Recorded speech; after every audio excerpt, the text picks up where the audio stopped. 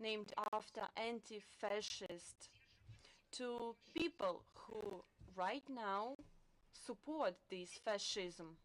So it is impossible, but unfortunately it happens. Let's move to another issues. Terror in Kabul. We strongly condemn a terrorist act that happened in the vicinity of the Minister of Foreign Affairs of Afghanistan, Kabul. ISIS has claimed responsible for this incident. Because of the attack, more than 40 people were killed and injured. Among them, there are Minister for Foreign Affairs staff. We express our condolences to the beloved one of the victims, and we wish them speedy recovery. The same event was targeted to Russian and Pakistani diplomatic missions in Kabul. We hope that the Afghan government will find those responsible and bring them to justice, and we urge the Afghan authorities to eliminate the terrorist threat in the country, and we know the importance of coordinating regional and international efforts to combat this scourge. So let's move on to another issue, that is Armenian-Azerbaijani normalization of relations. We have received numerous issues and questions that overlap each other. These are the questions from news agencies such as TASS, Anadolu, Vesny Kavkada, Virelk, Portal, News.ru, and so on and so forth. They all concern the problems of the relations between Moscow, Baku, and Yerevan, as well as the aspects of Armenian-Azerbaijani settlement.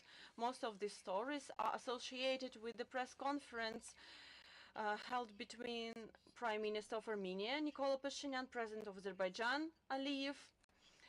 This event was held on the 10th of January. We are concerned with the degradation of relations between Baku and Yerevan, intensification of harsh rhetorics, which is accompanied with increase in tension in the region. We call on the parties to demonstrate goodwill and seek for compromise.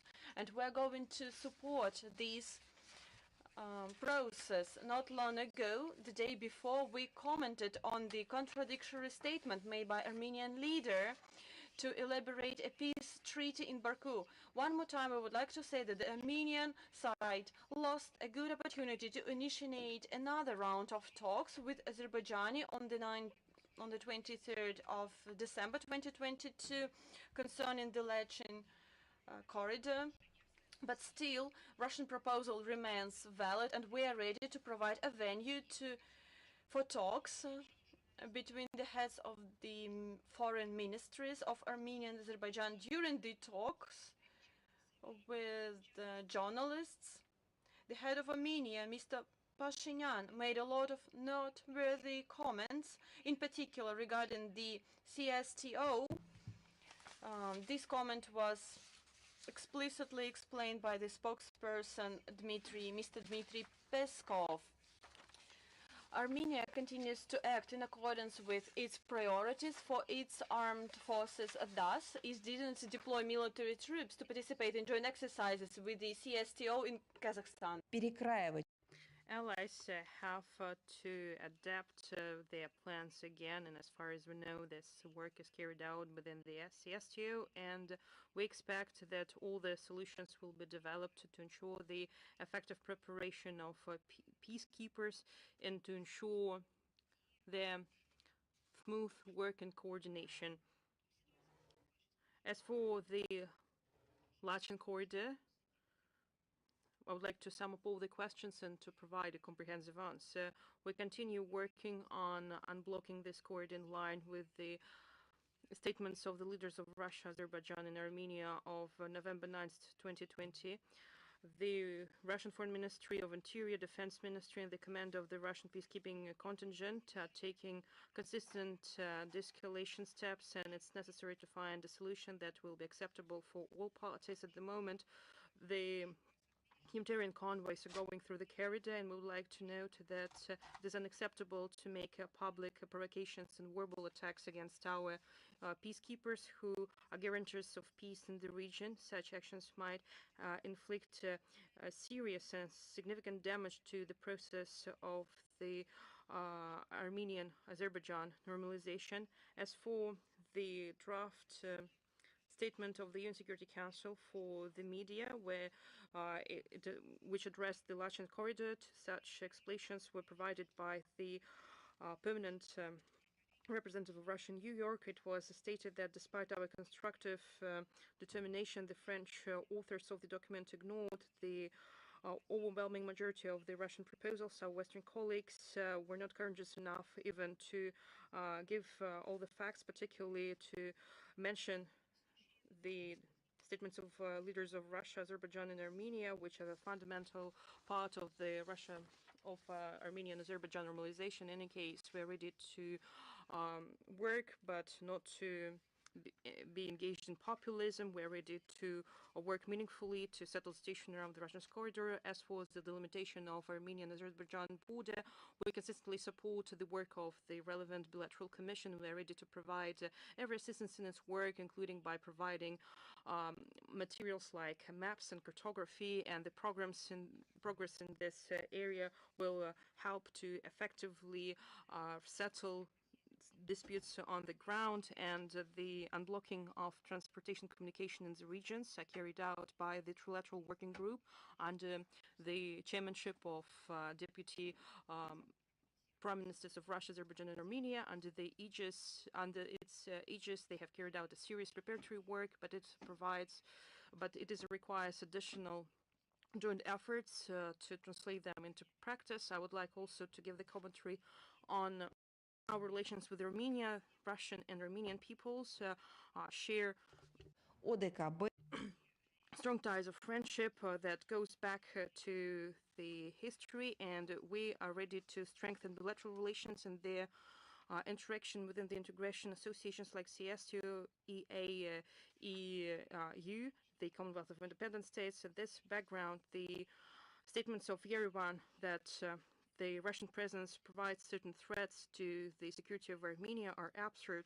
For decades, our border security agents and soldiers have made a significant and substantial contribution to ensuring security of Armenia, and they protect its borders and frontiers. It is objective reality which is impossible to negate. And earlier, the Armenian leadership has publicly stated that the military presence of Russia meets its national interests, and opportunists that call our soldiers to leave do not understand the real consequences of such move. So we have provided our comprehensive questions. So if you have any questions, proceed from the assumption that we have already provided answers for many questions that you have today. Going on, Nord Stream and what happened to it.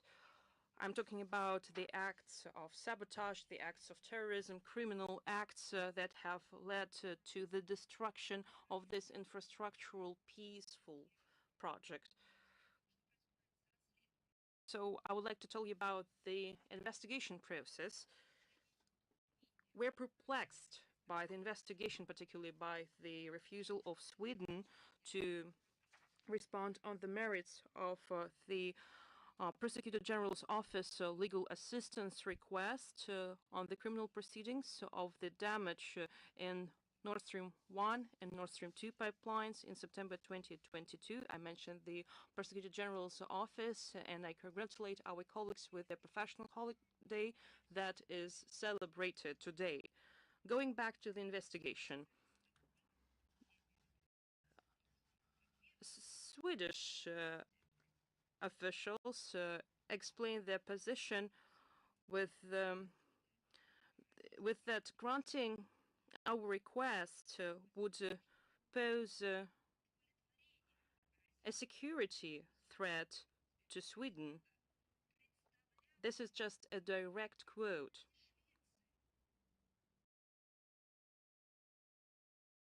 Which is surprising. I would ask our Swedish colleagues, is blasting the gas pipeline, does it constitute a security threat to Sweden? If it is, then we would like to hold an international investigation that would help to understand who represents a threat to Sweden and other countries, because we were talking about the Baltic Sea, and to do that and to do everything to avoid the repetition of this incident in the future, because we believe that our country has suffered a serious damage. I'm not even talking about serious losses.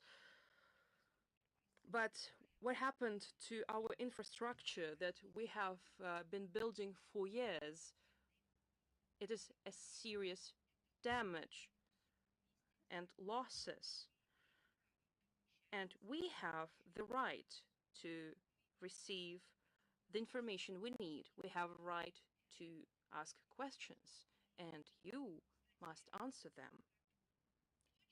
In 2020, by the way, the Swedish authorities referred to the same arguments when they motivated their refusal to provide legal assistance in investigating the incident with Mr. Navalny. At the same time, the Russian side was informed about the fact that the Swedish prosecutors have no interest in implementing the Russian initiative to establish a joint investigative group to investigate the damage of pipelines. But again, what is the explanation for not having a comprehensive investigation in which our country could be involved as the country who suffered from that? British authorities haven't answered to the message of the Russian Prime Minister Mikhail Mishustin that was sent to the government of Sweden 3 months ago, which states the need to have comprehensive and open investigation of what happened to the pipelines, and that could involve Russian governmental authorities and Gazprom company, which is a violation of all rules of international diplomatic conversation and communication. By the way, Sweden is not the only country that ignores our requests. The neighboring countries who have who has to do with the investigation of these acts of sabotage also ignore our requests. Why these countries do not let Russia be involved in the investigations? Are they trying to hide something? Because an act of sabotage or an act of terrorism was carried out against gas pipelines. It was not an accident. What security threats Swedish authorities are referring to? Can we have a list, please? We're not talking about the threat that Russian experts might be involved in the unbiased investigation and might make inconvenient and embarrassing conclusions and finally reveal ugly truths to the public. Who is the mastermind of these attacks? Hiding these facts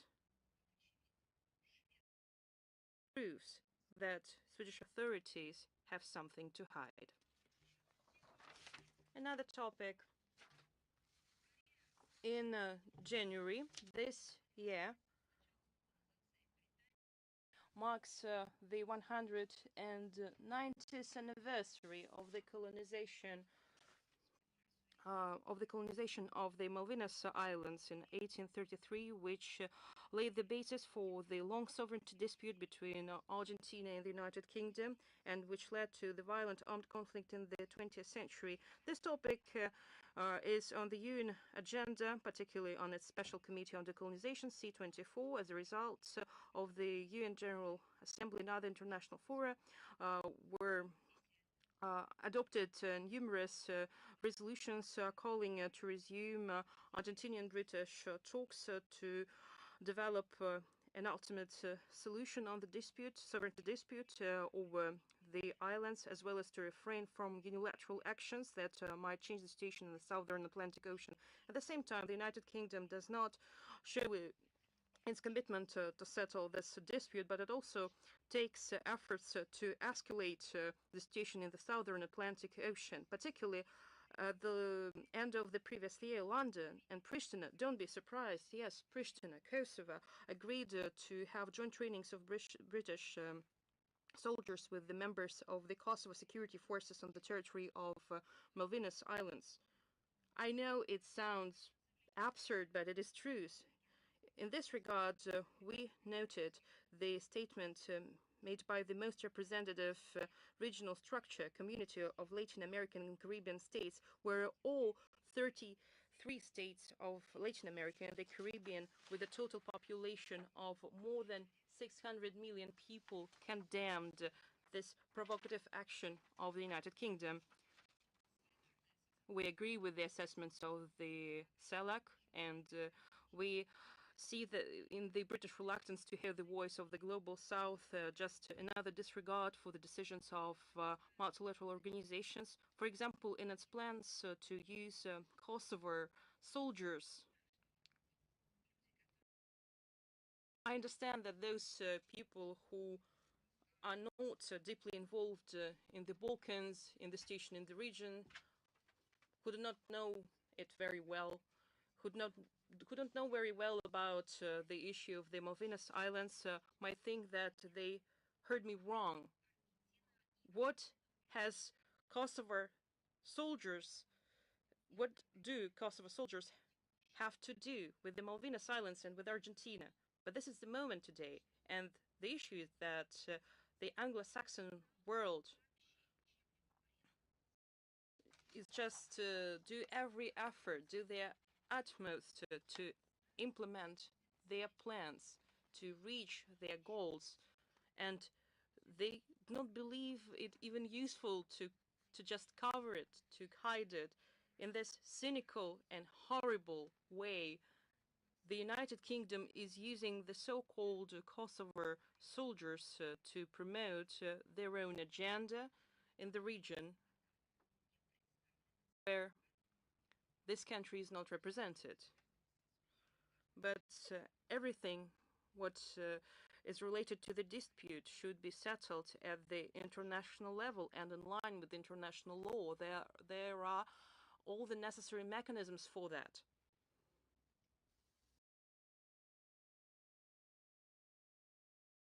I mentioned that London plans to use Kosovo soldiers in their operations on the Malvinas Islands, and by doing so, London assists actively in improving combat readiness of Kosovo security forces, which makes it to act as one of the leading supporters of their transformation into full-fledged armed forces in the violation of the relevant UN Security Council resolution.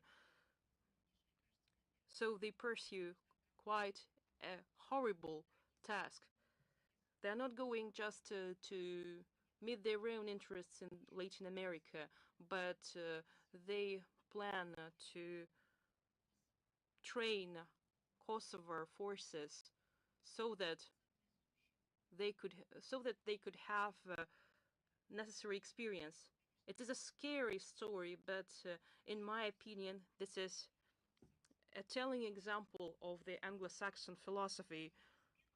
I would like to emphasize again the consistent and principled position of Russia on the Malvinas Islands, and we advocate the need to promptly resume direct negotiations between Argentina and the United Kingdom with the view to reach a peaceful and definitive solution over the sovereignty dispute in line with the UN resolutions, and believe that it is important to abstain from any action that might hinder the beginning of these negotiations, and we believe that it is unacceptable to militarize the southern Atlantic region, and it is necessary to strictly abide by international obligations by all sides.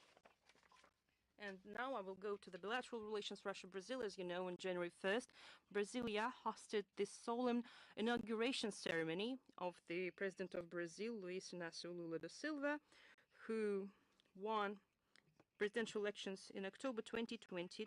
Russia and Brazil share ties of years-long friendship and mutual respect. In 2023, we are going to celebrate 195th anniversary of diplomatic relations between our countries. The gradual and qualitative development of bilateral cooperation fully meets the interests of our peoples, and we are satisfied with the traditionally high dynamics of Russia-Brazil contacts at the highest level. On December 20th, 2022, Russian President Vladimir Putin had a telephone conversation with his counterpart Luiz Inácio Lula, where they have expressed their confidence that Russia-Brazil strategic partnership is going to develop in all areas. On December 31st, 2022, President of Brazil, Luiz Inácio Lula, had a meeting with the Speaker of the Federation Council of the Federal Assembly of the Russian Federation, Valentina Matvienko, who was the head of the Russian delegation at the inauguration ceremony of a new Brazilian leader. In developing the practical cooperation between the two countries, the Russia-Brazil High-Level Cooperation Commission plays an important role. It is headed by the Russian Prime Minister and Vice President of Brazil. We maintain inter-ministerial dialogue, and we have a plan of political consultations between Russian and Brazilian foreign ministries for 2022-2025. Our countries share the aspiration to form a more just, democratic, polycentric world order that is based on the sovereign equality of states, mutual consideration of interests, mutually respectful dialogue, and respect of norms of international law. First and foremost, the UN Charter. We actively assist in ensuring global food and energy security, sustainable development, climate change, and other pressing issues of today. Russia and Brazil maintain constructive cooperation at various multilateral platforms like BRICS, G20, UN, and its Security Council, where currently Brazil holds a seat of a non-permanent member.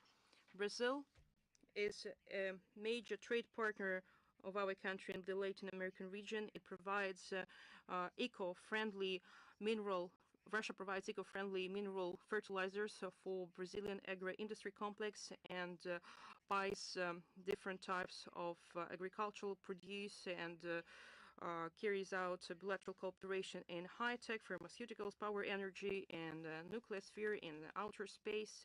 Our economies are characterized by a high extent of adding to each other and complementing each other, and we have a high potential. I can quote the legendary football player Pelé, who once said that Russia will become a world football champion when Brazil will become a champion in hockey. We're developing cultural and humanitarian cooperation since 2000. We have established a unique and socially important joint project in culture and art. I'm talking about Bolshoi Theater School. It is located in Joinville, Santa Catarina State, where a large number of children are attending, and they come from poor families. In 2022, the Russia-Brazil Intercultural Bilingual School started its work in Rio de Janeiro, and bilateral ties are quite important for us, particularly in education. Every year, at the governmental quota, we provide scholarships for Brazilian students in Russian universities for the academic year 2022-2023. We will allocate 47 seats, and we hope that we are going to develop all the areas of the strategic partnership with the Luiz Inácio Lula. So, let's move on. What is going on in the religious field? We were talking about it in the Ukrainian example, and I have Another example, by the decision of the Norwegian authorities on the 22nd of December 22, the organization Jehovah's Witnesses was deprived from its registration as a religious commitment. So what was the reason for that? The reason was a systematic violation of the law and unwillingness of its leadership to abandon its lawful practices.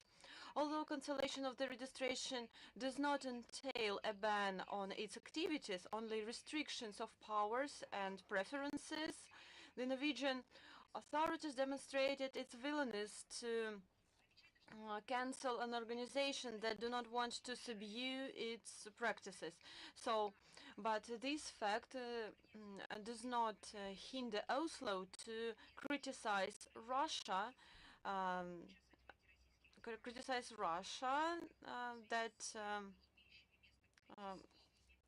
so it is not worthy that our principled stance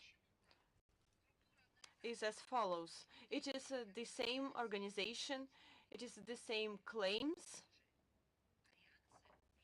but the political response is different. When the same things happen in Russia, then the West, including Norway, say that Russia does not have the right to do so, that we persecute religious beliefs and freedoms of religion. But when the same thing happens in Norway, so everyone keeps silence, everyone does not make any comments on it. So they say that it is another topic, let's move on. So that is the situation. So such blatant interference into domestic affairs of our country has nothing to do with protection of freedom of religion and human rights. So I believe either we should have unite principles in order to assess the situation in other countries, and we, being equal, can assess the situation without national boundaries, or, I beg your pardon, or we should comment on internal situation, and that is all, without the right to comment on some external things. So we should decide on it. I believe that right now we have a response. Since the Western point of view, there is no contradiction at all, and they believe that this situation is right. Since the Western point of view, only they have the right to control all the processes in the world, and the rest of the world does not have this right. It looks like jungle and this beautiful European garden. So it is another striking example of double standards demonstrated by Western countries, demonstrated by Norway against the Russian Federation. Another example in this regard. Let's move on. Let's move to another continent.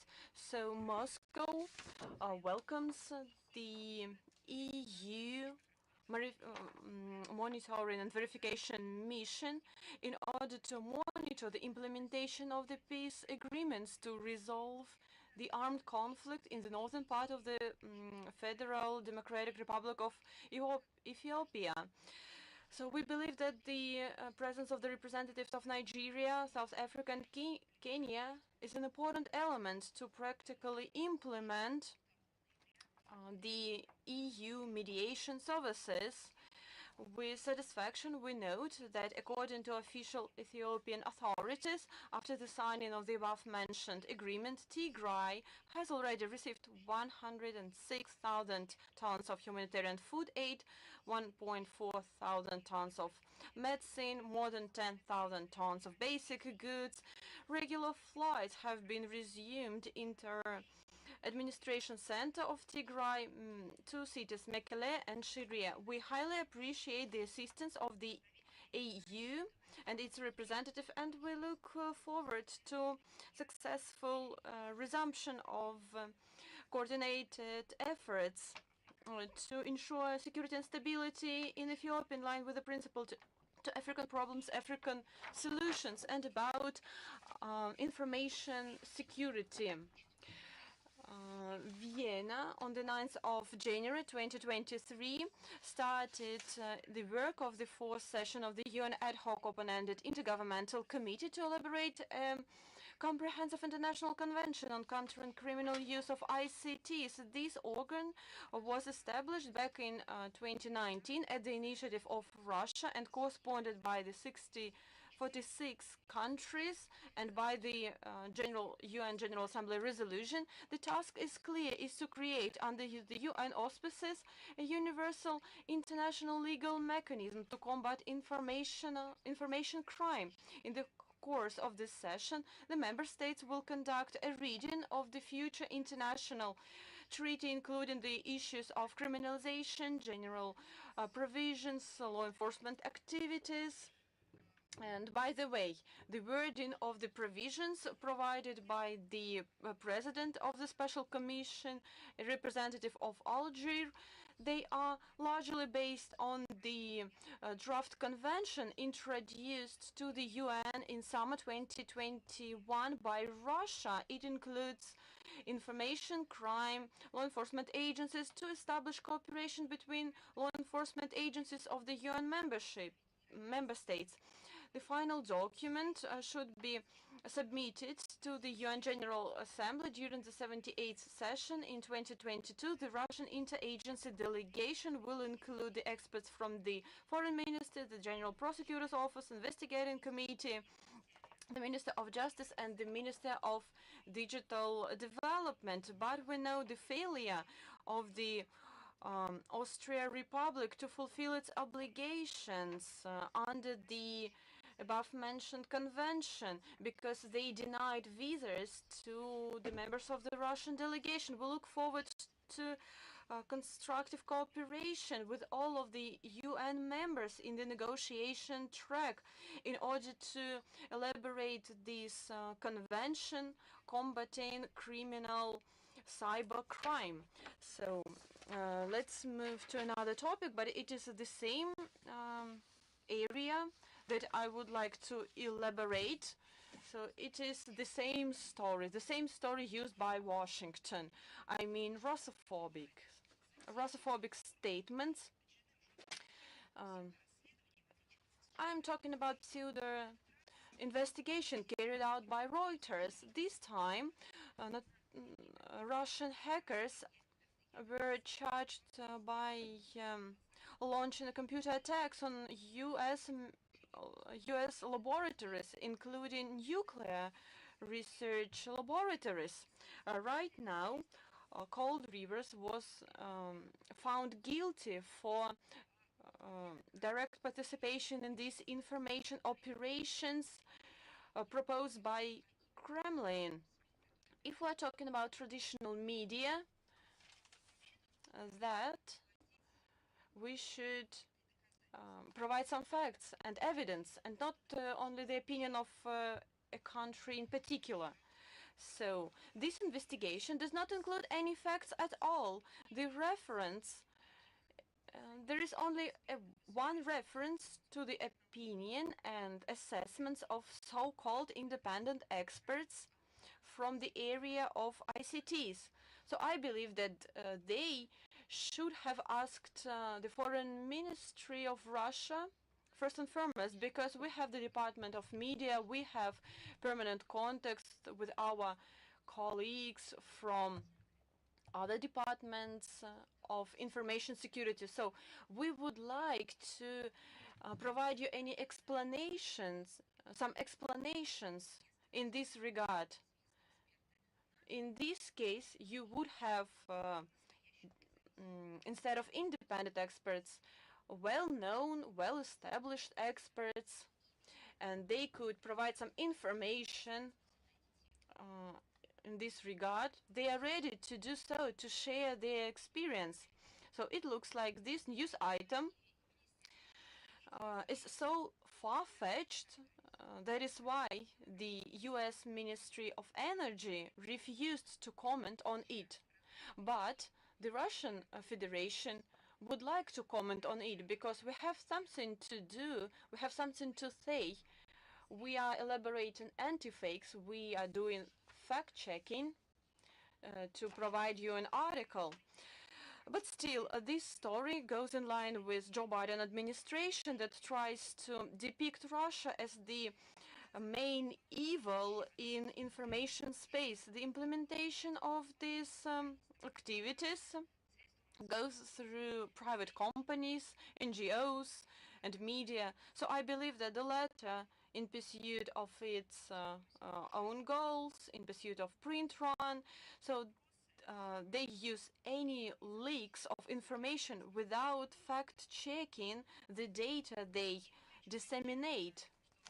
So it is noteworthy that in this case, the US didn't resort to bilateral channels of communications created for these aims, neither to the UN relevant open-ended working group that have a list of contact points in order to prevent and peacefully settle all the problems in the ICTs, because this organization was created for this purpose. We have everything, but instead of that, they need article, they need provocations, that is why they disseminated this information cannot. But this provocation do not promote to reduce tensions or strengthen security and confidence in digital space, but they're trying to promote their own neocolonial agenda. That is why they use these Western tech companies in order to establish notorious rules-based international order without regard for the rest of the world. It seems that they have the right to blame unwanted countries and governments for computer attacks to justify its illegal sanctions policy. In terms of Russia, our stance is well known. In order to resolve all the disputes in the ICTs, we stand up for constructive, equal interstate cooperation, and it is our principled stance that remains unchanged. On the 17th of January, we mark 160th anniversary in the establishment of the diplomatic relations between Russia and Peru, which began with the exchange of letters of diplomacy between Emperor Alexander II and the president of this South American republic. Russia and Peru are united by the years of history. They are based on mutual respect, solidarity, pragmatism, and mutual accounts of interests, as well as a non-opportunistic nature of our bilateral ties. We share a position in principle for the future amid these difficult times of the transformation of international relations. It is on this creative basis of our strategic partnership, as the presidents of the both countries stated back in 2015, the countries are ready to develop the cooperation in the areas such as political dialogue, trade, science, education, high technologies, environmental protection, disaster management, and humanitarian exchanges. And another very important date in our country, the siege of Leningrad lasted for 872 days since the 8th of September 1941 to 27th of January 1944.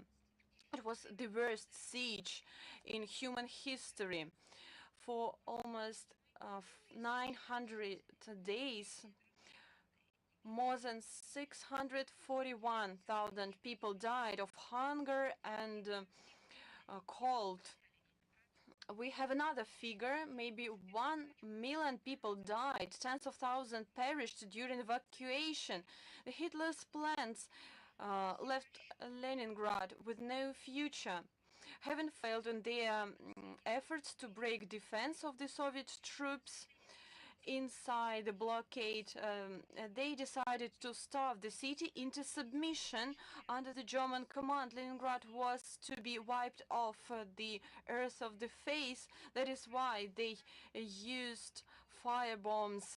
They a lot of landmines were dropped on the cities. The Nazi command assumed that the assault of the city wasn't necessary to avoid casualties among personnel, but they shouldn't either surrender. Because if they surrender, they should take care of civilians. On the 12th of December 1943, the High Command took the decision to carry out an operation on breaking the blockade, code-named Spark.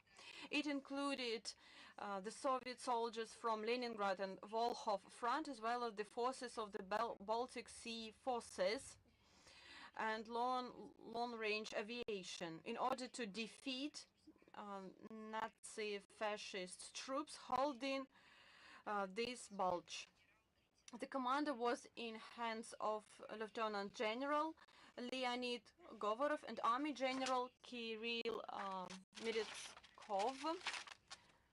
Georgy Zhukov and Marshal Kliment Voroshilov coordinated the operation on the 12th of January 1943. After careful preparation, the 67th Army of the Leningrad Front delivered a powerful blow from the west to the east. An offensive was accompanied by the coastal artillery and the aviation from the Baltic Fleet. On the 19th of January, Schlissenburg was liberated, as well as the south shore of the Ladoga Lake. Later then, the radio broadcast the blockade running. The lifting of the Leningrad blockade was a turning point in hostilities. When the Operation Spark was completed, the initiative to conduct combat operation passed to Soviet troops. The situation with the Leningrad Front Baltic Fleet improved, and even Franklin Roosevelt, the U.S. side, sent a special scroll, and I would like to cite it. In the name of the people of the USSR, present this scroll of the city of Leningrad is a memorial to the loyal men, women and children who, isolated from the rest of their nation by the invader and despite constant bombardment and untold suffering from the cold, hunger and sickness, successfully defended their beloved city from the 8th of September 1941 to 18th of January 1943, and they symbolized its fearless spirit of the peoples of the Soviet Union. They demonstrated the resistance of forces of aggression. End of cite. One of the symbols of resistance and steadfastness of the people of this besieged city was the 7th or Leningrad Symphony of Dmitry Shostakovich, performed on the 9th of August 1942. Supreme Commander-in-Chief Iosif Stalin, for the successful combat operation and for the lifting of Leningrad blockade, expressed his gratitude to the troops of Leningrad and Volkhov front. He congratulated them with the victory over the enemy. By the decree of the Presidium of the USSR, for the defense of Leningrad was established. The title was awarded for mass heroism and courage demonstrated in the struggle for liberty and independence of the motherland during the Great Patriotic War. The YouTube channel of the Russian Historical Society updated a documentary, and we're going to provide a link. The most important in our life, it is devoted to the blockade, the Syria's, the present and the past. The documentary was made by the TV and radio company Pleiada that includes a number of documents that reconstructs the real picture of from the very beginning of the war. So it is possible to understand the situation with the blockade, why Leningrad did not surrender, how it survived. It includes archive documents from memoirs from inhabitants of this sieged city. So I would like to remind everyone who right now thinks about the media role in our world. One of the TV channels, Dost, that was proclaimed foreign agent in our country. So this TV channel asked himself whether Leningrad should surrender during the war. And this statement was frankly responded to. So as a response, I would like to say the following. That is why this TV channel was proclaimed a foreign agent, because they are trying to disseminate disinformation. They're trying to forget the history and so on and so forth. And I cannot help myself but congratulate the present journalists and all workers of mass media, particularly those that work with text. I'm talking about the holiday that is important for the national media sphere. Tomorrow, on January 13th, we will celebrate the Day of the Russian Press. And we will actually give you the baton, because last year it was anniversary, a jubilee for the Russian Foreign Ministry, which has been existing for 220 years. But now you have an anniversary too, 220 years since the first issue of the Vedomosti newspaper was released, and this newspaper was established by Peter the Great, and has become the starting point for the Russian news and publicist journalism. What has started as a newsletter with a small circulation now turned into a powerful professional community that has tens of thousands of media outlets. Two centuries have the fascinating history of evolution of this exciting, bright, and eventful profession that works for the sake of society. It has great heroes, impressive achievements, and sad stories today, despite the explosive development of advanced technologies and changes of the principles of methods of how the audience perceives the information today. The Russian printed media, even after the fact that some of them have become digital, managed to maintain some of the precious qualities of this profession. As always, this quality of journalism is measured by honesty, accuracy, reliability, speed, and completeness of materials. And this is the achievement of authors, editors, typesetters, typographers, and all those who are involved in this noble craft. And we commend your work, and new challenges of changing times will set the high professional standards for the journalist community. But you are successful in meeting them, and an opportunity for readers to have an objective picture of events that are taking place in the world, in the regions and cities, well, even in their backyard, is just your credit and your achievement. And in the lead up to this professional holiday, I would like to wish you inspiration, tirelessness, luck, and prosperity. So, International Life magazine. the representative of the UN Secretary General, Stefan Dujarric, answering the question how the Secretariat assesses the decision of Germany, the United States, and France to give Kiev infantry fighting vehicles. Dujarric say that they see the UN goal as the prompt conclusion of the conflict in Ukraine. And how could you comment this statement and the UN position? First, I would like to say about the UN position, because there is the point of view of the UN Secretariat,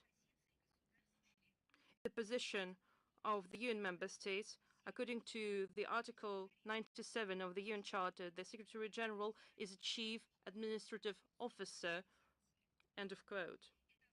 Which means that the Secretariat that is accountable to the Secretary General performs administrative functions only, and it does not mean that they will have their own political opinions.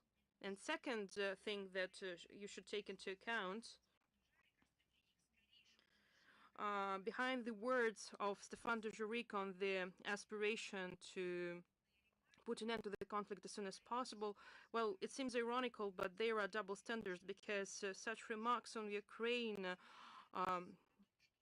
the team of Antonio Guterres say that the world should be achieved in Ukraine in line with the UN Charter and international law, and that's what Stefan Dujarric mentioned in his statement. And the Secretariat, as we understand, refers to the decisions of the UN General Assembly, which are quite dubious and non-consensus based. We're talking about the resolution of the UN General Assembly 68/262 on the territorial integrity of Ukraine that does not recognize the integration of Crimea with Russia. On voting on this document on March 27, 2014, almost half of the UN member states refused to support it. And we can mention all anti-Russian resolutions of the 11th emergency special session of the UN General Assembly, where Russia is called an aggressor.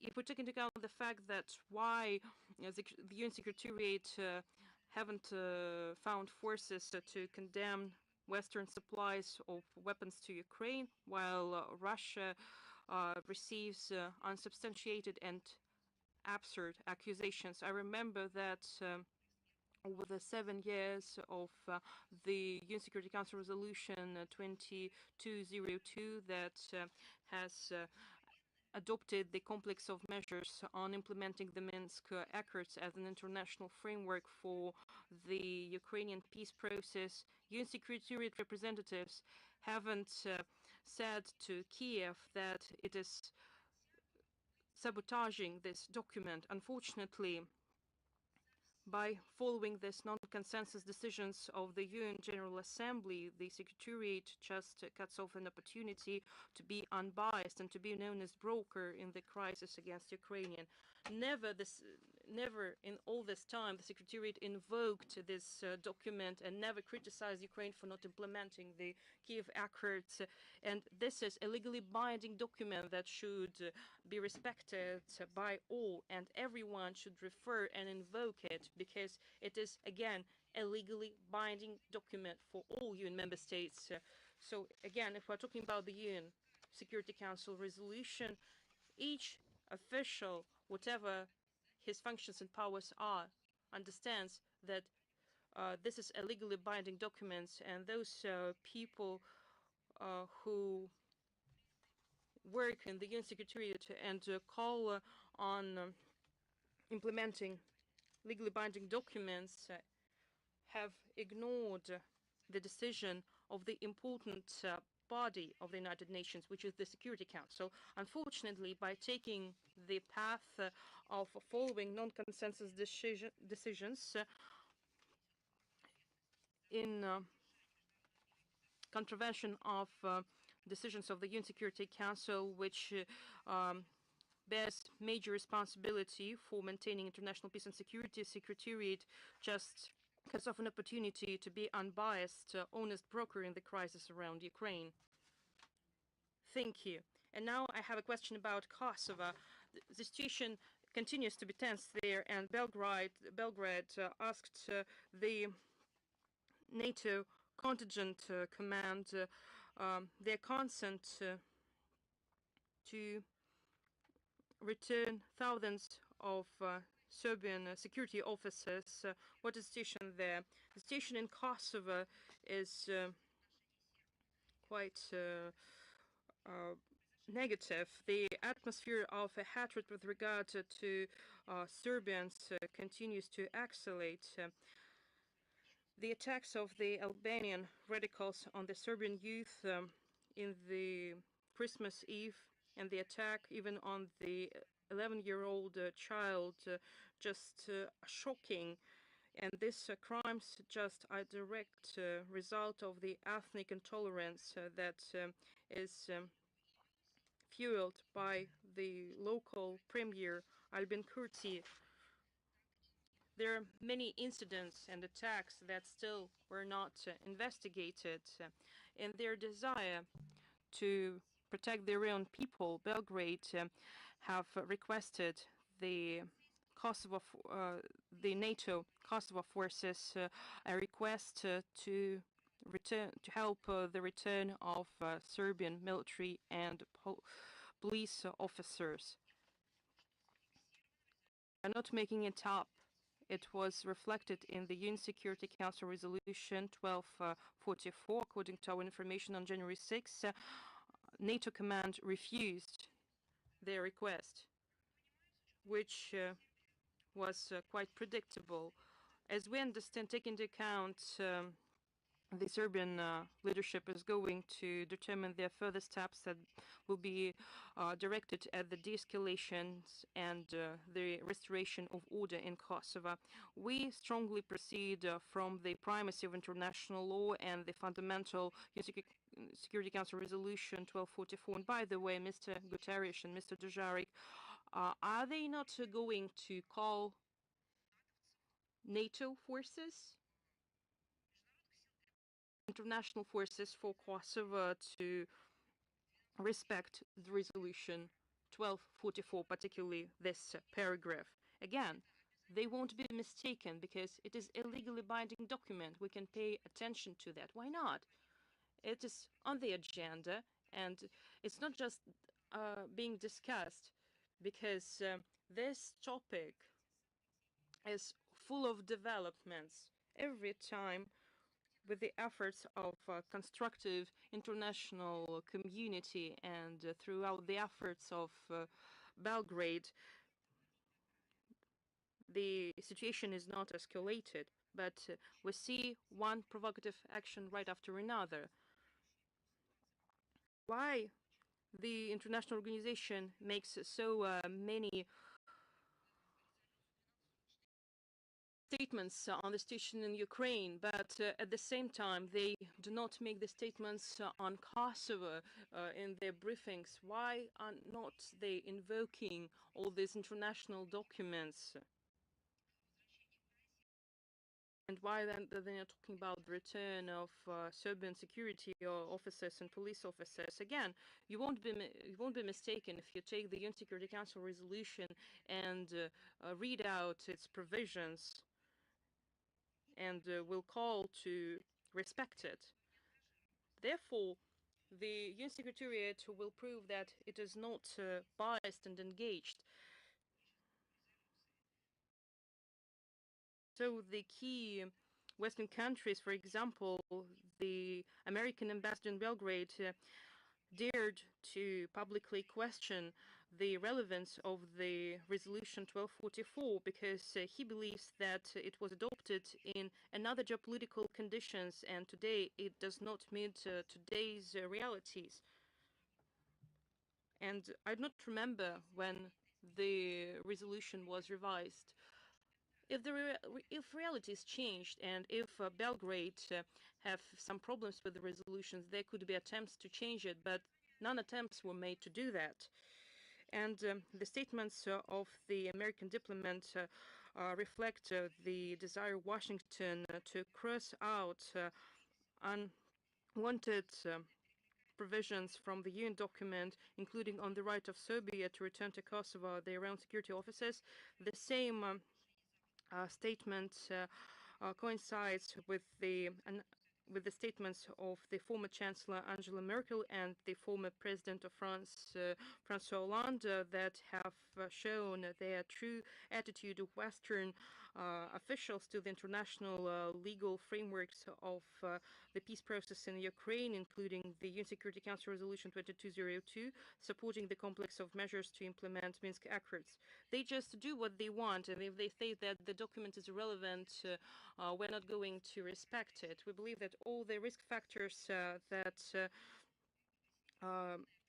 give rise to violence in Kosovo and Metohija will be neutralized by implementing a community of Serbian municipalities in Kosovo, which is necessary and essential for ensuring security and well-being of Serbians living there. However, despite their obligations under the Brussels Agreement of 2013, Pristina continues to subvert the establishment of the structure, and there is no doubt that without establishing this community, the developments of Kosovo will be accompanied with the flare-ups of tensions because of the vulnerability of the Serbian community. And I have another question about the region. There is information about Pristina's plans to restore the house where the Kosovo Albanian figure Jafar Deva lived and who worked with the Nazis during the Second World War. And how could you comment this initiative?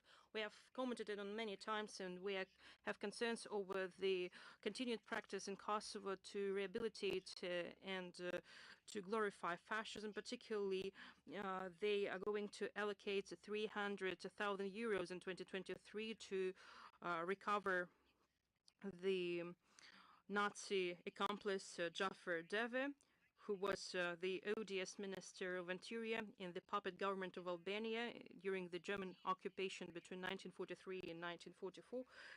He was a high-level collaborationist who is personally responsible for massive killings of members of anti-fascist movements and civilians, deportation of Jews in concentration camps, and the provision of specialists and soldiers for the Albanian divisions of the SS Skanderberg. So when they say that he was a human rights activist, it was not true. In February 2022, the European Union and the UN Development Program have curtailed their participation in this project after the publication was released on that situation, and after the international response was shown. The refurbishment works were suspended. However, in Pristina continues its efforts and are ready to finish their work, and by making Nazi accomplices as historical leaders of the Albanian national movements, Kosovars continue to form their identity around such henchmen like Jafar Deve, who is notoriously known as the Kosovar Hitler. Unfortunately, such manifestations and such actions are encouraged by the United States and the key EU countries. They have voted the previous year, they voted against the annual Russian resolution countering the glorification of Nazism, which is put forward every year in the General Assembly by the Russian Federation. Previously, only the United States has voted against it, but now the European Union joined it. And by keeping silence on the Pristina's policy to revise the Second World War, Washington and its European puppets encouraged the further growth of right radical sentiments in Kosovo. Is Task here with us today? Hello, Ms. Zaharova. Popov Artem, Task correspondent. We have two short questions. First, how do you see the decision of the French authorities to start supplying heavy armored weaponry for Ukraine, and what are their goals, and what might be the effects of this decision. We qualify it as irresponsible, short-sighted move by the French authorities in the context of the Ukrainian crisis. It provokes further escalation and will lead to new victims of the conflict, particularly among civilian population living in new Russian regions. We're talking about the Caesar artillery system. Recently, the French ambassador Pierre Lévy have received material confirmations that the French weapon systems were used to shell civilian facilities of Donbass, and we pointed our attention to the dubious statements of the Minister of Europe and Foreign Affairs, Catherine Colonna, that the supplies of the armored vehicles with the heavy weaponry AMX-10 RC won't make France as a party to the conflict, but we have another opinion about that. By taking this provocative decision, the French authorities are opening the Pandora box even more, and they become more involved in the conflict. For what reason are you giving them to Ukraine? Are you providing these weapons for the museum, and you oblige Ukrainian authorities not to use them? No, it's not true. That's why you should not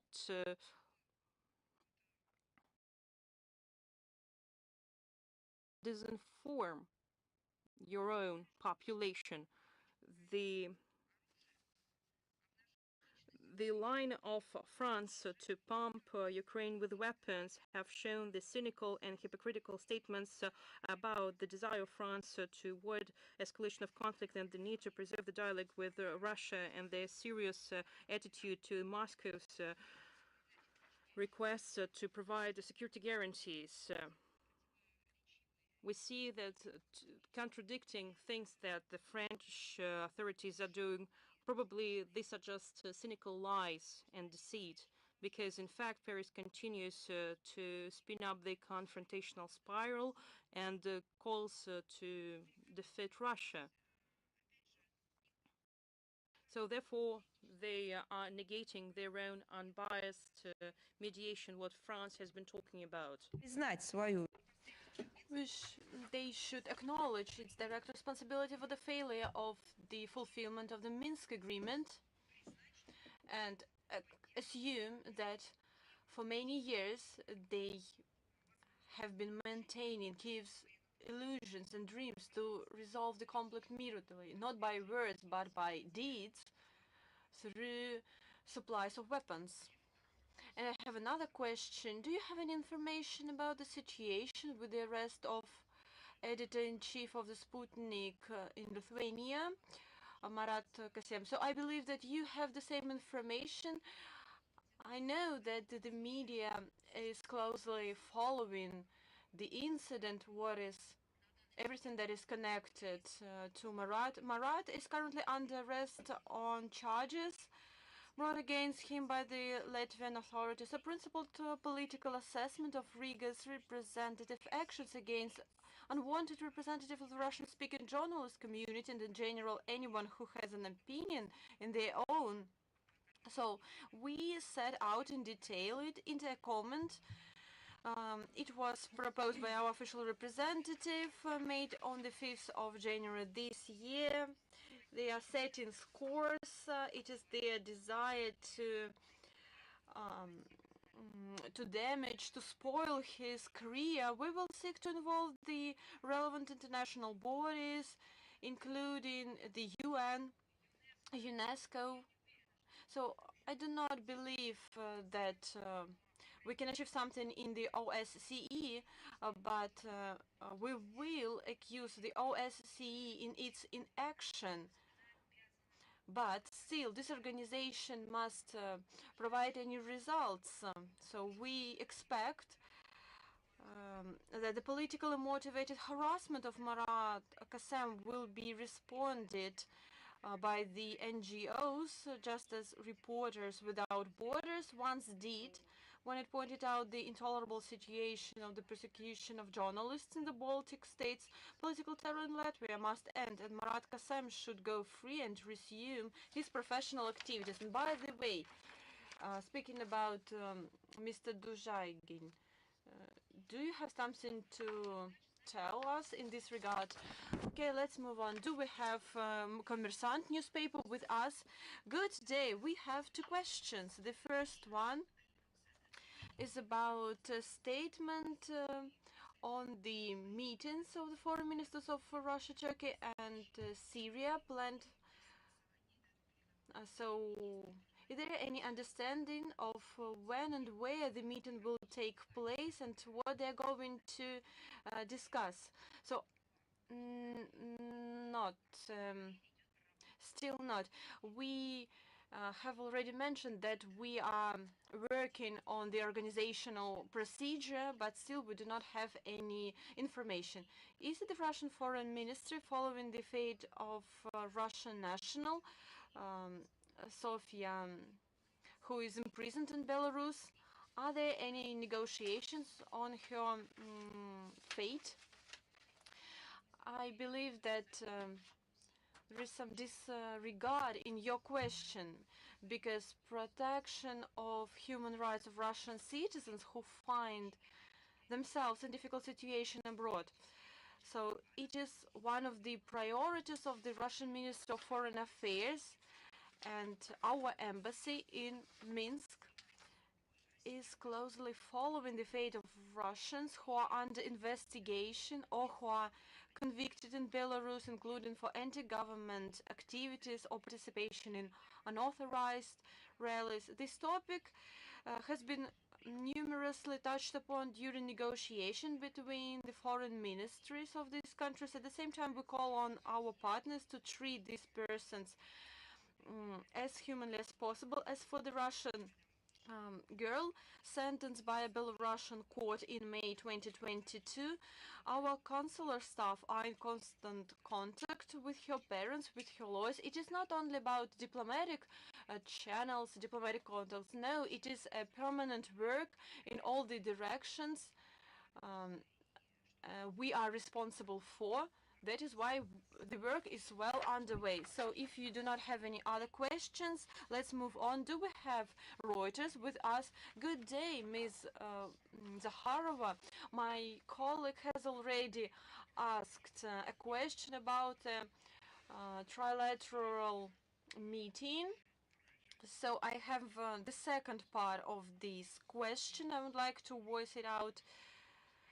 The organization of this meeting may involve the UAE, which intends to politically rehabilitate President Bashar al-Assad and to push the US out of Syria. How can the Foreign Ministry comment on this information? Excuse me, what do you mean? I mean whether this information is real. Is there any intention to push the US out of Syria, out of this region? Excuse me, by whom? Who does have this desire? I mean the organizers of this trilateral meeting. I beg your pardon, but you should hear yourself. You should understand the duplicity, the absurdity of this wording. Does the US want to... Is there any desire to squeeze the US in Syria? So I believe that there is no ground for the US to stay present there in the region. Do they have any right to do so? Have they been welcomed? Have they been have they received any mandate to deploy their presence in the region? So I believe that these should be the questions asked by the Syrian government, by the Syrian people, concerning the legitimacy of these actions. They are they do not want the US presence. They are fed up with that. But the Syrian people, they do not receive the answers neither from the US, neither from its government, nor from the US media. In addition, when I'm talking to foreign journalists, they are surprised that the US is present in Syria, and it is motivated not by political, economic reasons, but by they are present on the ground because there are private companies and its activities are not legal. And these foreign journalists ask me, what is the reason for the US presence there? Yes, it is not official military presence there, but even US private companies are there because they really want to control the situation, to exploit its natural resources, and then they exploit it, sell it. So the best word is that they are trying to cover this illegal trade of energy resources. So if the question rises, who would like to squeeze the US out of this region? So I believe that it is Syria itself, because they are fed up with that, with this presence that has lasted for more than 10 years. The US maybe tries to change the regime in Syria. Yes, these intents have lasted for more than 10 years. And what about this meeting? The meeting is, the work is well underway. We are doing our preparatory procedural things, and we will provide you with further information. And my second question, it is about statement made by Finnish authorities. So Finland stated that after joining NATO in summer 2023, this country has ruled out the deployment of nuclear weapons on its territory.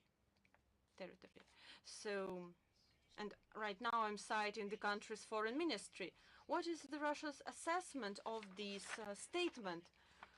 We're certainly following the ongoing debate in Finland regarding the country's decision to join NATO, including the issue of the deployment of nuclear weapons on Finnish territory. It was said by foreign minister. He is convinced that nuclear weapons will not appear on Finnish territory after Finland's accession to NATO. We also note that there is a reservation from the Finnish side saying that Helsinki hasn't put forward any preconditions for its membership in NATO, as it doesn't want to narrow the scope of its activities within this military bloc.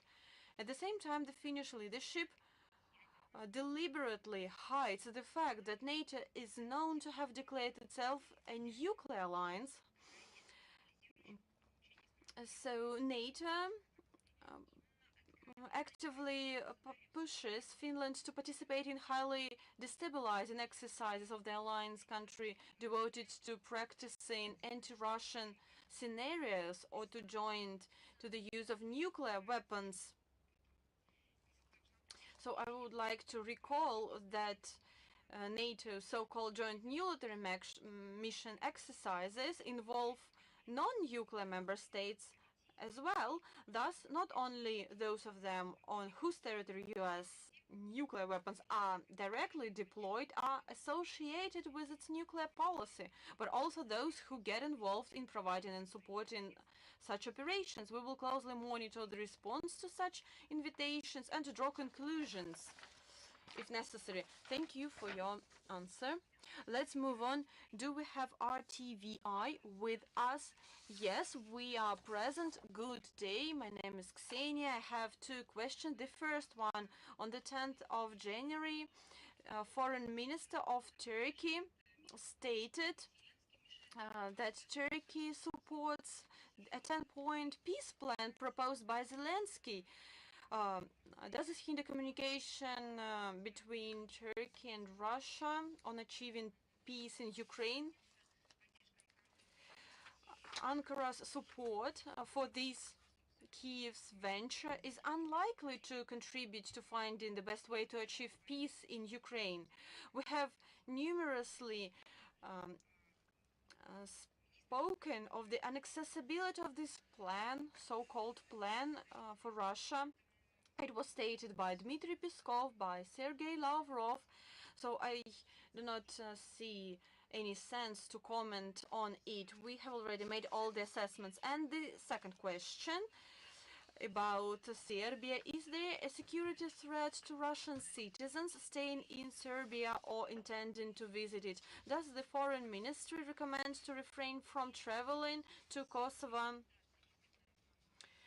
So we recommend to refrain from such travels, I mean to Kosovo, because they could have serious security implications. It should also be noted that there is no possibility of providing consular assistance in the territory of the province in view of the fact that the Russian Federation, on the basis of the United Nations Security Council resolution, does not recognize Kosovo's unilateral declaration on independence. Thank you. Do we have newsroom with us?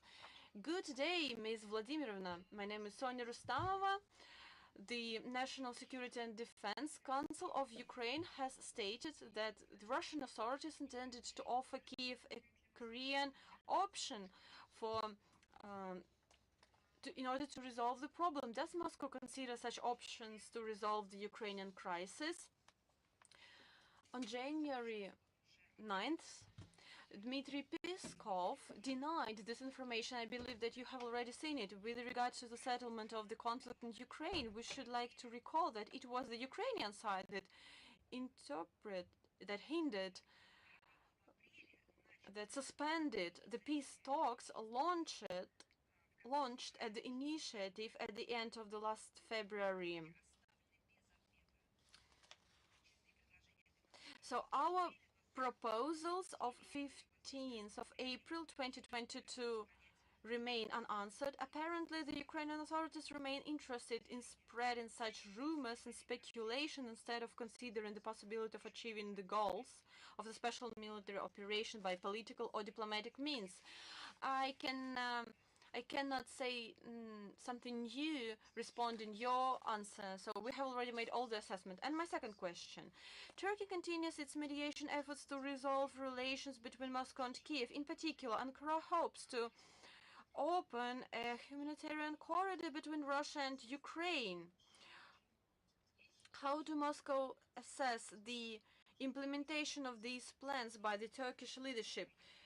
Maybe you have seen that on the 11th of January this year, two meetings were held in Turkey between the Russian Ombudsman Tatiana Maskalkova and Ukrainian Parliamentary Commissioner for Human Rights, first in a bilateral format and then with her Turkish counterpart. So the outcome of these negotiations had already been commented by Tatiana herself.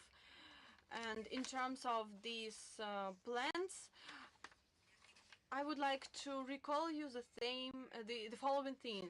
Please let us remember the situation in March last year. The people of Donbass under control of the Kiev regime. So when they tried to enter the territory of the Russian Federation, let us remember what happened then. They were prohibited, they were banned.